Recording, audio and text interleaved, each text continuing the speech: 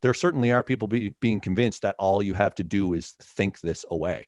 But see, that's the thing, is like, you use these affirmations, you use these positive mindsets to put yourself in a space where you become more powerful and recognize your power. And then when you're stationed and centered in that power, that's when the light bulb comes on and says, oh, I can go and fight this way. I can go and battle this way. And then you get inspired action. So first is to work on yourself. And now it doesn't mean you have to spend the next 10 years getting yourself centered and then you can do something.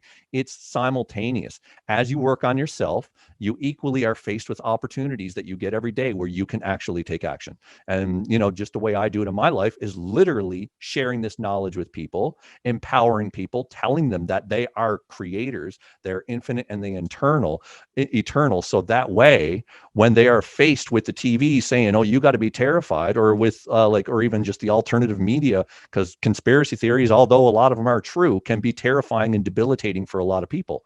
So when they first hear about the deep state or the ways in which we're being controlled on a global level, they're like, oh man, this is terrifying. They got all the resources. They own the whole world. We'll never stand a chance.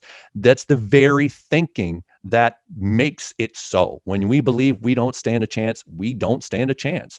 But if we look at it and say we can overcome this, these people that push fear onto us, they don't stand a chance if we recognize that fear is their tool and it's not ours. Our tool is love and light. It doesn't mean ignore them. It means basically realizing they are just a child with a toy, that we need to take the toy away from them and say, look, we are the adults in the room here now.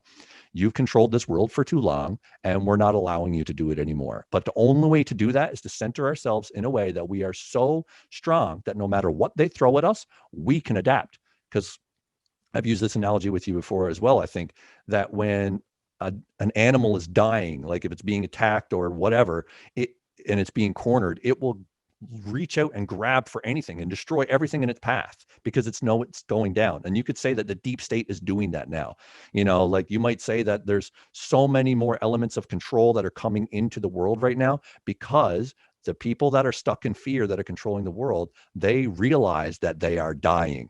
They realize that the love and the light is literally taking over, and they will do whatever they can to maintain their status quo so they can keep us in a state of fear so we don't recognize our true power. But the onus is on us to recognize our true power. That's the number one. And as you do that, then you'll see the opportunities for the ways in which you can make change.